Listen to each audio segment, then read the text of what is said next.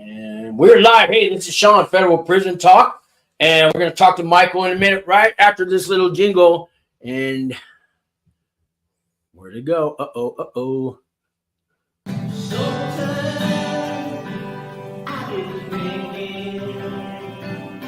Out of my life, wonder where did I go wrong? Sometimes I start to wonder. And that's it, guys. Let's see here. This is Michael, and you guys know me. If you don't know me, I got hundreds of videos. You can watch me anytime. It's all about Michael today. He's over my house. He's got a great job, a great life. And Michael, you want to say hi? And hi, folks. And so, Michael, what he called me. I don't get too many people that want to come on the show. I usually have to twist an arm or two, but he's got a story to tell. And I remember, I know some of it, and he's turned it around. I think I put on there in and out of prison all your life, right? Yeah. And you was destined to be on that revolving door, right? I call was. That the recidivism. Something happened along the way, man. So as you know, I talked to you about it. I'm a 7-time loser out of the state of Arkansas. I've been to prison 7 times in Arkansas, 1 time here in New Mexico. This last stint that I did in New Mexico was kind of an eye-opener for me. Bro, like, it's crazy because, you never know what you got until it's gone. And you know what I mean? Well said, man. So, like, I had everything going for me. I was working in the oil field. So let me back up first. So I did an interstate compact from Arkansas to New Mexico. And he got some stories to tell you about these Arkansas prisons, man. Yeah, Arkansas prison is pretty rough. So I did the interstate compact from Arkansas. I did 6 years. My last stint in Arkansas, I did the interstate compact. I did the interstate compact to my mom's house. I got out here, and it's like everything fell right into place. I got the job working on the oil rig. Everything was going great. This was in 2020, 2021, the 4th of July, an incident occurred, and I ended up back in prison for pulling a pistol on a guy. And when I did this stint here in New Mexico, my biggest fear that I worried about the most was Arkansas coming back to get me and taking me back to Arkansas. I did not want to go to Arkansas at all to do no more prison time. And I've never been to Arkansas, and I'm still worried about them coming to get me. So, as I did my time here in New Mexico, Arkansas decided that they would not come get me, that I did enough time in New Mexico to satisfy them. So I got out of prison here in November of last year, and everything, I tried to rush everything, because I wanted everything just fall right into place, and it didn't happen like that. You got to give it time. And I hooked up with the Echo Project. I'll give a big shout out to Melissa and all the give a big shout out to Melissa and all the people at the Echo Project. They were very influential in the progress that I made. And so the Echo Project hooked me up with a program called Wings of Life. And Wings of Life is Wings for Life. Wings for Life. Wings for Life, and it's an awesome program. So what they did was they hooked me up with a company called Universal Water System, and I got that job there, and everything has been okay, man. Like, I've been doing it, and you have to put in the work. If you don't put in the work, you're not going to get anything. You get what you give. So if you give 100%, you're going to get 100%.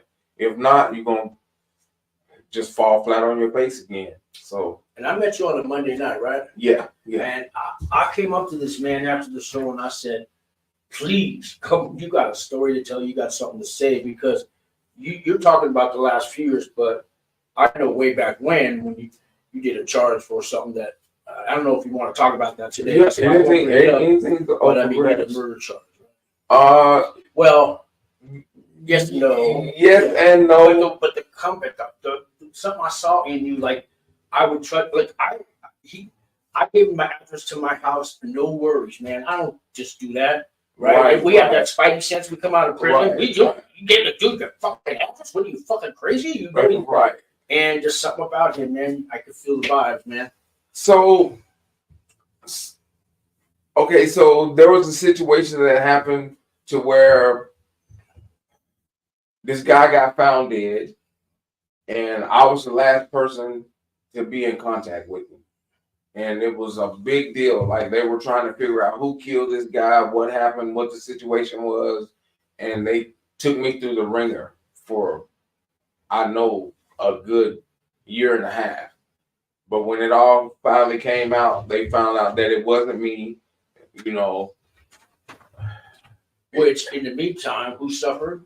I did, because I had to do all that time locked up until they got to the bottom of it, because I was their number one suspect.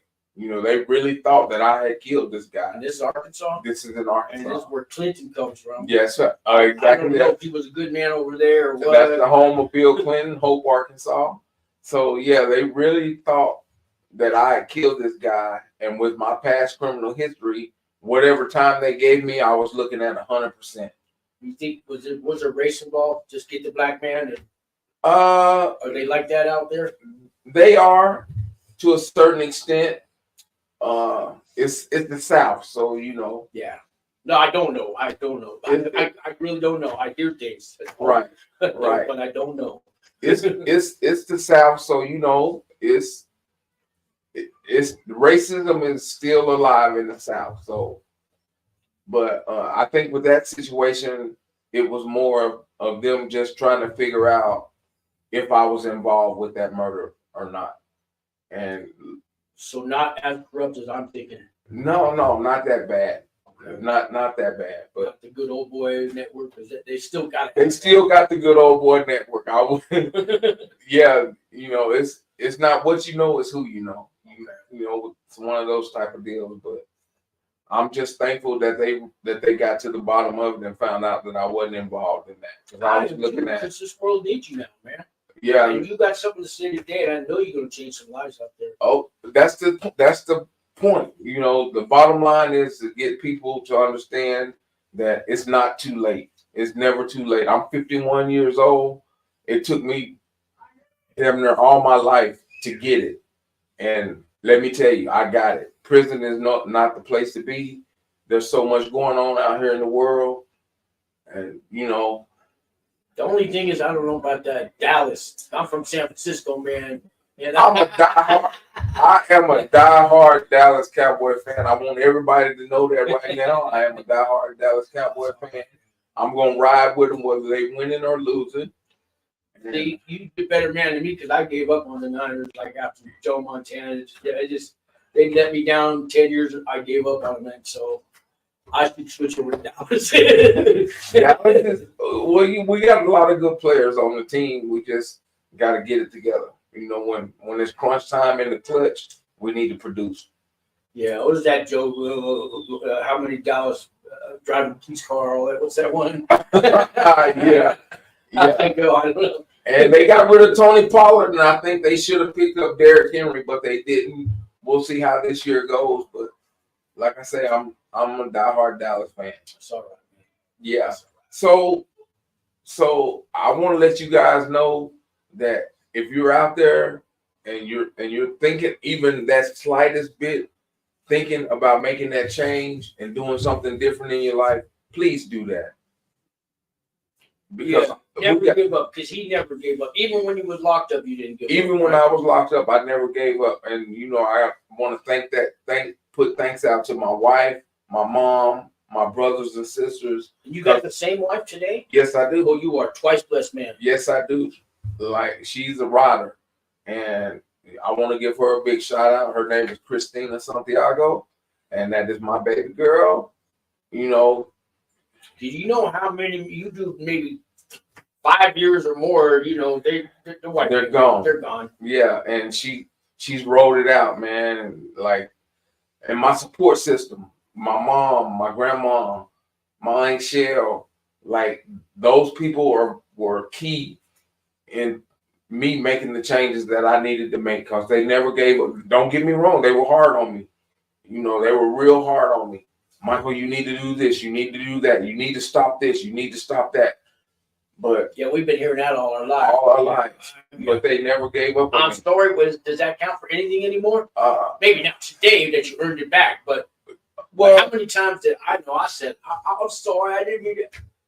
And my mom, she would always tell me, like, I've heard that. I've heard you say this. I've heard you say that. If you want me to believe you, let your actions speak. You know. Do you remember what your first action was that you felt proud of, that you finally did the right act, that you finally did the right thing? Do you remember what that was? I would say just me coming to the understanding with myself that I was done. You know, you can talk all day, every day, and say you're going to do this, you're going to do that. I'm going to change. I'm going to make this better. I'm going to make that better. But until you actually come to that conscious decision with yourself to make that change, you can't tell people that's been in your corner over and over and over and over again the same stuff. Because like my mom said, I've heard that. If you want me to believe you, show me. So your actions speak a lot louder than any words you can say. You know who I first learned that from? A cellie. Yeah. Because they hear your shit. Yeah. Right? Yeah. Cellie exactly. Me up, and now a jail cellie, not prison. Exactly. I still didn't learn my lesson, but I started to get the wake ups. Well, you know, you can want to do something all your, just as long as you want to do it. But my grandfather used to tell me, because I say I'm trying to do this, I'm trying to do that. He'd tell me, try to stand up. And I would stand up. He said, okay, well, you stood up, didn't you? He said, you didn't try to do it, you did it. So, you know, that took me to the point to where, okay, I'm not gonna say I'm doing this, I'm doing that, I'm gonna do this, I'm just gonna do it and let my actions speak for me. Let me see if I got some comments. Go on. Okay. I got this. I do have them. Keep talking. Okay, so we got KRUP in the house. What's this AR? What's I can't? What you see? What that says? Your salute, sir. All right, man. KR. Oh, Harvey talks prison. Hey, Harvey. Now this guy did 30 years and 29 years, I believe, in Missouri State Prison for a murder charge, which he admits, and he's come a long way. And Harvey, check out his channel, Harvey Talks Prison. Good man. And matter of fact, you remind me a lot about Harvey. Yeah. Harvey, because I've known him since I started my channel. And I think he was the first one that let me come on his show, and he came on mine. Harvey, man, it's good to see you. Okay. So I think the biggest part for me was not wanting to let the people in my corner down anymore, because I did it over and over and over and over again. And like, you got to have a good support system. If your support system is strong and you got people back behind you, don't let them down. That's key. Because people get tired of going through the same old stuff with you over and over and over again. And I didn't want to lose my mom, my grandma, my Aunt Shell, my wife. I didn't want to lose those people, because those are the people that I know for a fact that love me. And I heard it today. I heard him on the phone to his mother, who has a son today. Yeah, you know what I mean? Yes, you forgot to get this at the store or something, but it was that's the good stuff, man. Yeah, that's the main thing that counts, man. That support system, family, loved ones. Like, I don't know where I would be today without my mom and my wife. Yeah, and then I heard you on your phone to the wife. I'm going live and all this, and that's the good stuff, man. That's what life's. That's why you don't want to go back to prison, and right? I mean, I can honestly say today that I have no worries about being incarcerated again, ever. Where I'm at right now, I got a good job. By the way, I want to give a shout out to the guys and the team at Universal Water System, Carlos, plug Jeanette. them, plug them. Yeah, Are they Carlos. hiring too? Yes, they are. Matter of fact, they are. Plug away. So I want to give that big shout out to the team. Carlos, Janelle, Brandy, Audrey, you guys, hey man, you keep me going every day, and I just want you guys to know I appreciate you. I'll put a link underneath with information if you want to, if they're hiring. Okay, yes they are. Okay. Yes they are. And they're hiring felons. Yes, too. they do hire felons. Like I say, Wings of Life set me up. Wings for Life set me up with Universal Water System with Carlos. I went in, did my interview. I got hired right there on the spot, and those guys they've been there, you know, through it all. You know, like right now I'm going through the medical issues. I just recently found out that I do have prostate cancer, and I had a mass in my kidney. They did the biopsy for that, and thank the Lord that it wasn't cancer. It turned out to be a benign tumor, so they're just gonna monitor it and make sure everything's okay with that. But I start that radiation therapy next month for my prostate cancer, and I made it this far. I'm not giving up. God's got a plan for you. I know He does. He got one for all of us. He can't tell me mine because I'll fuck it up, right? Yeah, and exactly. Probably same with you. Exactly. So there is a purpose, and if like we were talking earlier, you were talking about helping people and not giving up. You can help 100. You can try to help 100 people, and 99 of them you can't reach. But that one, if you can reach that one person, you did your job. And if everybody that's watching this today, if you don't get nothing else from me, get this, bro. It's not too late. You can do this. You can do it. If I can do it, anybody can do it, man. Yeah. Like I said, I'm a 7-time loser out of the state of Arkansas. I failed 7 times. I'm 1-time loser in the state of New Mexico. That's your strength, though. See, I turn that around. You got through all that, and you still alive with the heart and the good vibes coming out you and all that. Damn, I want to hire you. And I'm still that's the guy you want to hire, and use that as a strength. Yeah, that's a strength. It's not a weakness. Everything happens for a reason. We may not understand what that reason is at the time, but there's a purpose for everything. And all you got to do is just stick to your guns and keep your head down and keep grinding. Another comment. I know the back and forth thing. Let me take this mouse to do it on my knee, maybe. Yeah, just keep grinding. We got what's it say here? Can't read it. You see it? Hard-headed Cowboys fan. Yeah, that's me. Hard-headed Cowboys fan. Turn that a little bit. Yes. Yeah, we got this from Eric Catherine. Yes, Eric. I am a hard-headed Cowboys fan. There's another one. So I get a lot of people on pre-trial to watch this because they going through it, right? Now, if you got a violent charge, you're locked up. You don't get to go home on pre-trial. Exactly. I went through the same thing out here in New Mexico because a gun was involved. And, I do have my criminal history is kind of violent. But although here they're starting to even let them out while they're awaiting trial, right?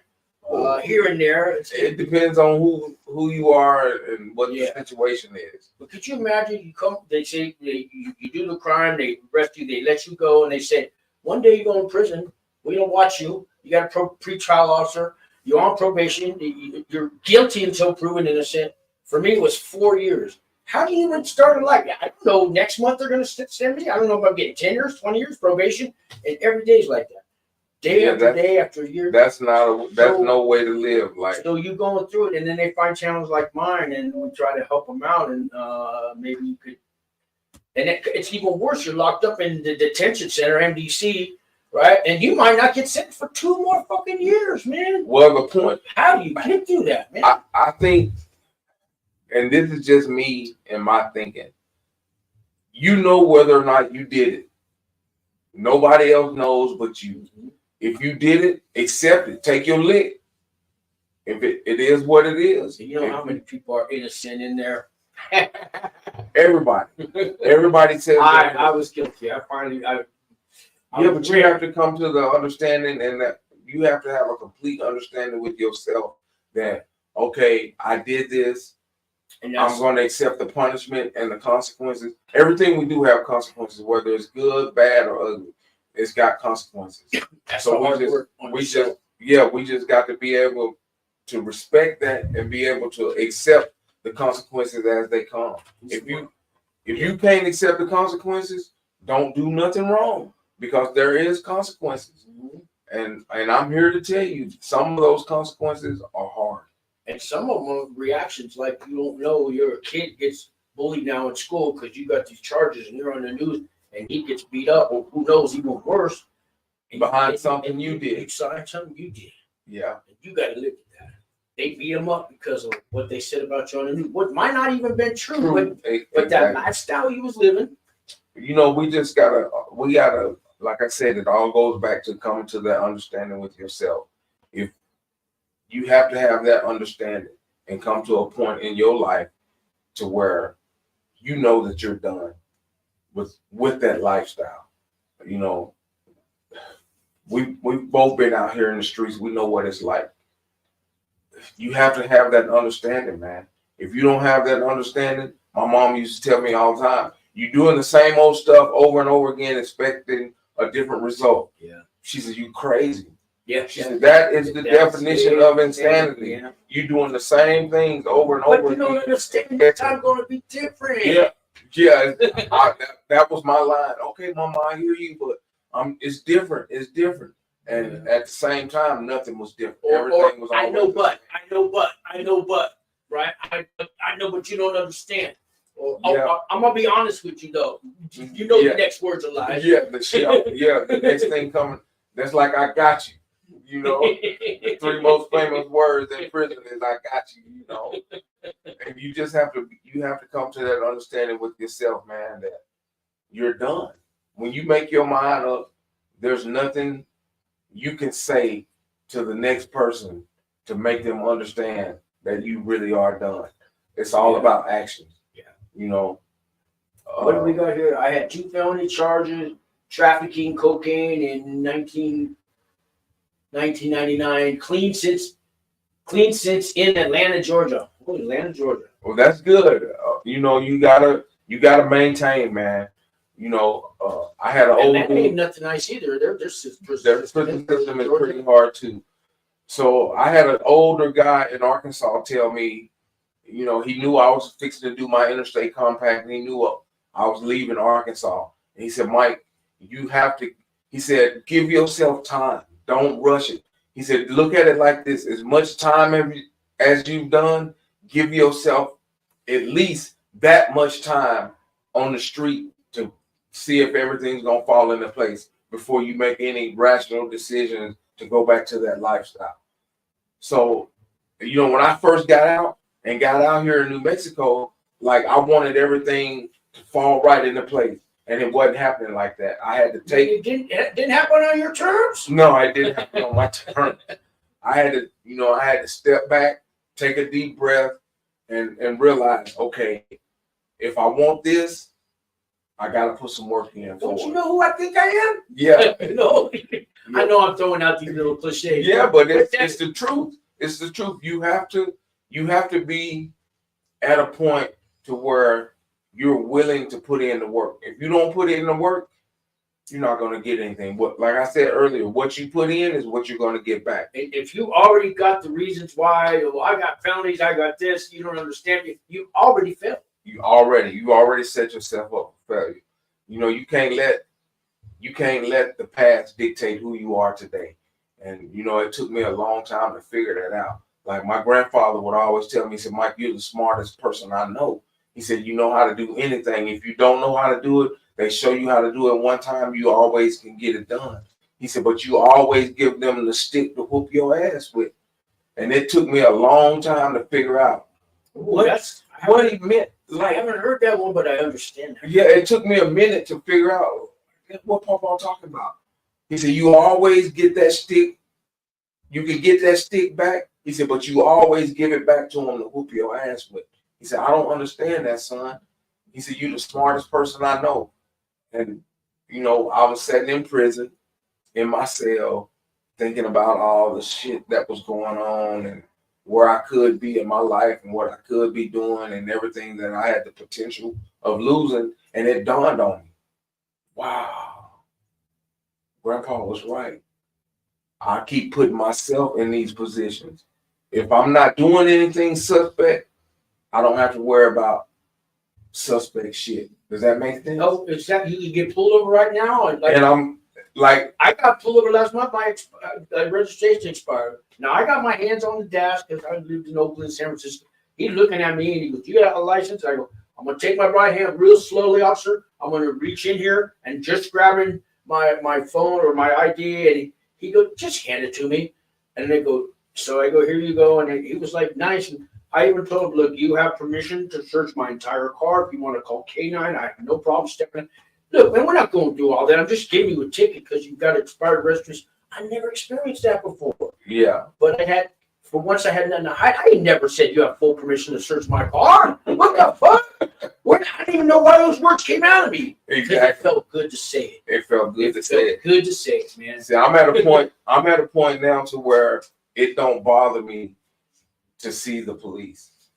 You know, when I was in that lifestyle and I was doing me, like I could see the police and I would go into panic mode. Hey, you like vape on the show too. Yeah.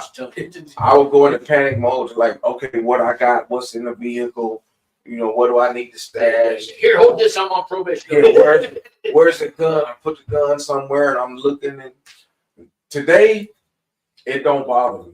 You know, I can drive down the street today and see a police officer and wave, "Hey, how y'all?" Yeah, don't look at him. Don't look at him. Don't look at him. Right. Let's get behind him so he can't see my plate. All that bullshit. Yeah, right? so I don't. Like I said earlier, it goes back to, you know, not putting yourself in those kind of positions.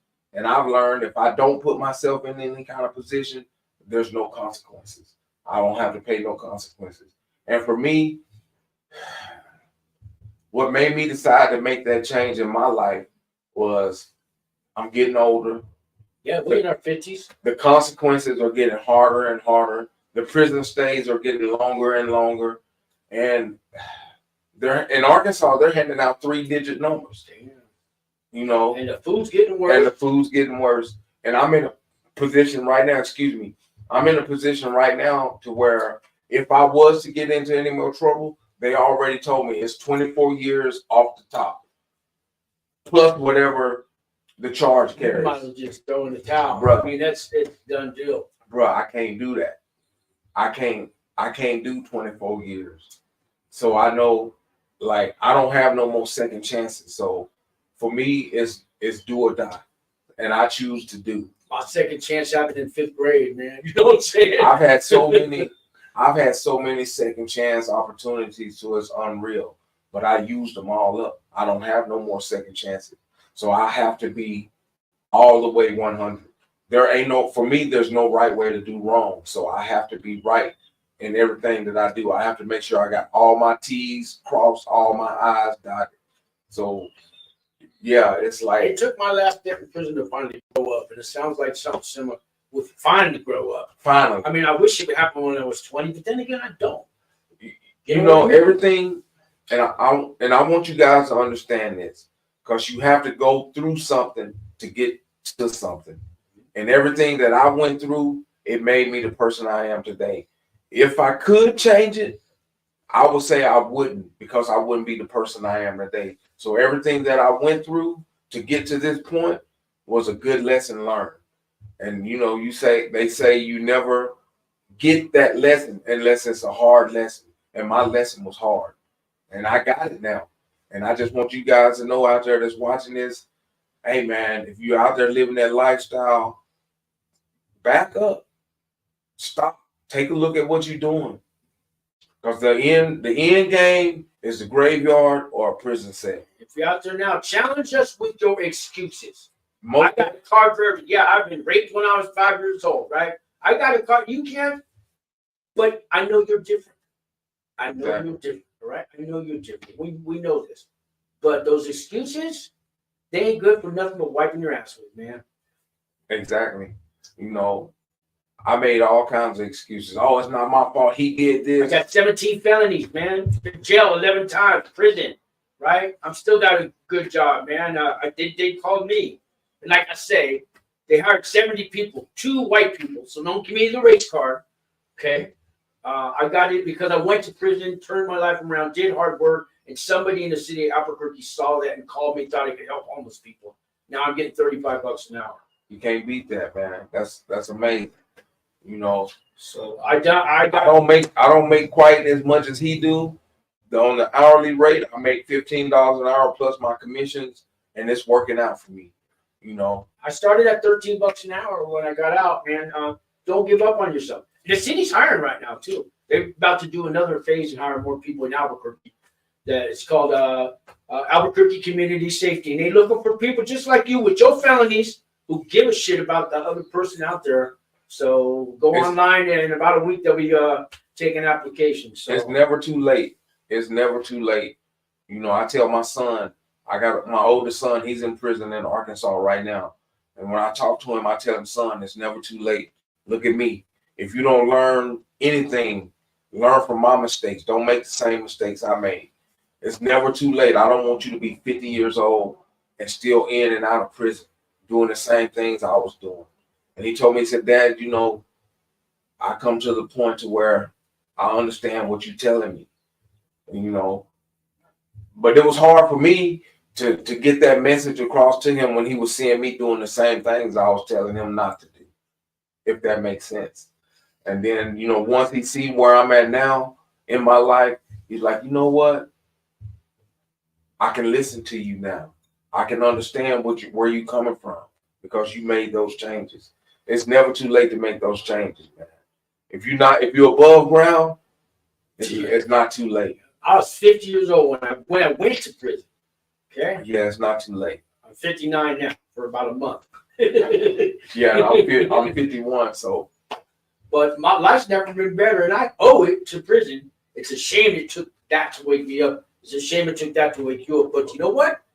I don't think it is a shame. I think I had, like you said, you got to go through something to get to where you're going, you know. And like I said, even if I could change it, I wouldn't. You know, because it made me the person I am today. And I give all that thanks to God, my support system. Because without that, man, who knows where I'd be right now. You know, even when I thought God didn't have his hand on me, he still had his hands on me. So, and my support system, I keep saying that, but the support system is key. If you got people in your life that's supporting you, that's got your back, that's in your corner, they do that time with us. You're not by you may think that you're doing that time by yourself, but you're not. You're not. Everybody in your circle is doing that time with you, bro. That's right. And you gotta take that into consideration. And you did it to them. That's how they're thinking. Yeah. Do you want to left them? You abandoned them. Do you want to keep? That's the way you want to live your life, and now you left me. Yeah. Do you? No, I robbed the bank on a Tuesday. I normally rob banks on Monday. It's only because I went on Tuesday to rob the bank. Yeah. No bullshit. Yeah. Do you want to keep putting them through the same things over and over and over again? It ain't because you robbed the bank on a Tuesday instead of a Monday. And I'm here to tell you, people, even the ones that love you the most, man, they get tired. They get tired. You get heavy. They carrying you. You get heavy. Because when you're inside that facility, that institution, you can't do nothing for yourself unless you got somebody on the outside making it happen. You got to have somebody putting money on your commissary. You can't go to the commissary and buy hygiene, do anything unless somebody from the outside put that money on your books to make that possible. And people get tired. They get tired of that. Yeah. And trying to run your household from that phone? Yeah. Yeah. That's why didn't you come in? Why didn't you put this on? Why didn't you? Yeah, that don't work. Why did you leave me? That's what they should be saying to you. Yeah, because you can't take a shower and wash your butt or do anything without somebody else making that possible for you from the outside. You know, they got these little jobs in there that pay 10 cents an hour. You know, I got 12 cents an hour. That's nothing. Big man on campus. Yeah, that's nothing. You know, scraping trays, 12 cents an hour. Yeah, life goes on out here. Just because we're incarcerated and we think everything's supposed to be peaches and cream, it's not like that. because life goes on. People still got bills they got to pay. They got mortgage notes they have to make. They got car payments they got to make. They got rent they got to pay. And now you have a collect call from a correctional facility who wants money from you. Yeah, and that don't pan out. You got to weigh it up, put it on the scale. If it don't make money, it don't make sense. That's where I'm at right now. I had to start all over. Oh God. Every time I had to start over. Every time. Everything I accumulated on my stays out, when I went back in, I lost everything. Then when I get back out, you have to start all over again. I remember that. Yeah, I'm sick of starting over. You know how many of these things went to the pawn shops for crack and never came back? Exactly. Jail? Exactly. So now I buy the $59 Amazon one. And that's for 3 years. Damn, imagine that. Imagine that. Imagine that. But you know. You just got to put in the work, man. You know, it is what it is. I'm not going to sugarcoat it or try to dress it up to make it look like something that is not. If you out there living that life and you content with that, hey, you content. But I guarantee you there's going to come a time that something's going to happen to put you in a position to where you have to reflect on what you're doing. And that's what happened to me. I got put in a situation to where I had to reflect. Am I going to be in prison the rest of my life? Or am I going to make the changes necessary to do what I need to do? Well, some people ain't got caught yet, but you still in prison. Yeah. You're still in prison. Still in a prison. And I just come to that clear understanding with myself that I didn't want to be in prison the rest of my life. And I did whatever I had to do to make those changes. And, you know, they always say people, places, and things. I never got that. It never clicked. But if you change the people you hang around, the places you go, it'll change. And your world gets bigger, man. And the things that you do. People, places, and things, those are key. And I don't know if you guys been through all the programs that they offer in while you're incarcerated. I know you heard that people, places, and things over and over again. I'm telling you guys right now, people, places, and things. You want to change your life? Go volunteer at the senior center, at the food bank, right? Go, and you're going to meet some people there that you never crossed paths with before. And you know what it's going to do? It's going to enlighten you that the world is a lot bigger than you thought it was. Exactly. And where I live right now, there's this homeless lady. She lives in her car. And I see this lady day in and day out. And the last couple of days, you know, when we make dinner, we'll make her a plate and take a plate to her. And like, you know, that made me feel good about myself, being able to, you know, I'm in a position to where I can help somebody else. You know, how can you help somebody else if you can't help yourself? You got to have that God consciousness, being in one with your higher power to be able to do stuff like that. You know, because I look at it like how, you know, if I was in her situation, would I want somebody to help me? Of course I would. The fact that somebody cared enough about her to bring her that food, you know what that does? Because I've been a homeless person on the street. Exactly. You don't think nobody even knows you exist, let alone bring you some food and care. Yeah. Tim, you saved her life for that day. Until she feels it again, it's going to happen. And that's why you don't give up on people, man, until they start to believe in themselves, man. Yeah, you got to believe in yourself. Because if you don't believe in yourself, how can you expect somebody else to believe in you? I handed him $1. That might fix him for an hour, but you got to stop and listen to him, maybe. Yeah. Just take 10 minutes out of your day. Listen to somebody on the phone. Let them know that they have a voice. That's because somebody did that to me when I was homeless, and there's no dollar in the world that could do that. Exactly. Is there anything else you got? No, but you know, you made a friend today. I mean, you already did when I met you that first time, but I didn't think it was ever going to take me up on it because it's been a while. Right. But I'm glad you did, man. And I know you made a difference. Somebody might watch this 42 years from now because YouTube's going to own the rights to this, and you might just save somebody who hadn't even been born yet. Well, that's the end goal. You know, if somebody can sit and watch this and hear what I had to say, and it changes them, job well done. And I want to have you back on again, if you will. Okay, most definitely. I have no an outside thing too. Who knows? Then maybe we do walk down the street and talk to some people. Okay, that's whatever ideas you come up with. That sounds like a plan. Yeah, I know you got to get back. You got a family that was waiting for you, and you're gonna be there. I'm gonna be there for them for once. That one time out of a million. You know, it feels. You know, when you get to the point to where you know you got people depending on you, and you know that when you come through, it brightens their day. It feels good, man. Like this morning, I went and paid.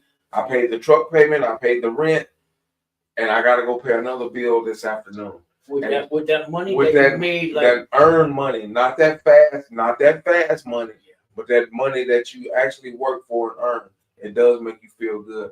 it does, man. It does. You ever buy a candy bar instead of stealing it? It makes you feel good. You know what I mean? I challenge you to buy a candy bar instead of stealing it, and you know what I'm talking about. I challenge you. If that's $1, that's what you do it. Mm-hmm. All right. I guess we'll end it. Thank you very much, man. Thank Yes, you sir. very much. Final words, final messages, anything? Yeah, I just want to give a shout out again to Melissa and the CPAs at the Echo Project, Universal Water, Carlos, Janelle, Tabby, Audrey, Brandy, the whole team at Universal Water. You guys are very influential and to where I'm at today, and I want you guys to know that I appreciate that. And I want to give a shout out again to my wife, Christina Santiago, my mom, Doris, and my brothers and sisters, and my support system, and my Aunt Shell, my grandma Rose. And this video now has a message board. Once we I hit the end stream, there's a message board created. You can check into it all the time, and it'll be a message board. And YouTube owns it. It's okay. And you never know who's going to see it next. It's on Facebook. It's on the Wings for Life channel. It's on the Federal Prison Talk channel. And if you haven't subscribed, you better right now. It doesn't cost no money. Just click the subscribe button. Hit that thumbs up. It helps the algorithms and helps get some more views, and it helps him. I appreciate you having me, man. All right, man. Thank you, man. Yes, sir. All right. Cool, man. And just hang this up here. I think that's good. It's the middle of Saturday.